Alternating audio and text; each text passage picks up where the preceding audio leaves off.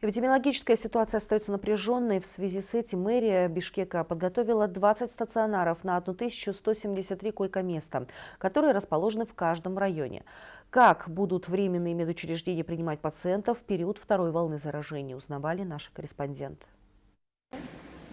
Проблем с нехваткой койко-мест и кислородными концентраторами в этот раз не ожидается, так как мэрия учла все предыдущие ошибки и в этот раз заранее подготовила стационары в каждом районе.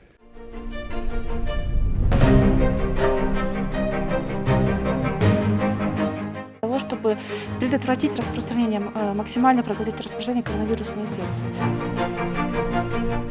Стационары, которые были развернуты в летний период, перемещены в здание, где имеется отопление, чтобы в зимнее время и врачам, и пациентам было комфортно проходить процесс лечения. В случае ухудшения эпидемиологической ситуации подготовленные стационары города готовы развернуться в течение часа.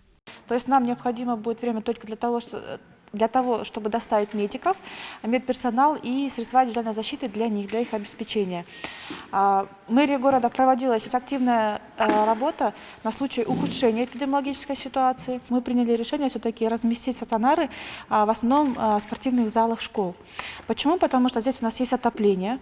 Данный стационар расположился в микрорайоне Джал. Он осуществлял свою деятельность еще в первую волну коронавируса и был открыт по инициативе местного населения, так как в первый раз было очень много заразившихся. Были учтены все нюансы, и на сегодня при массовой вспышке COVID-19 данный стационар полностью готов принимать зараженных.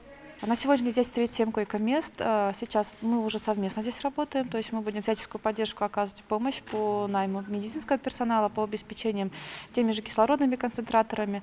На сегодняшний день мы планируем здесь, как вы видите, за моей спиной есть пустое место, мы можем увеличить койко-места еще на 13 кроватей.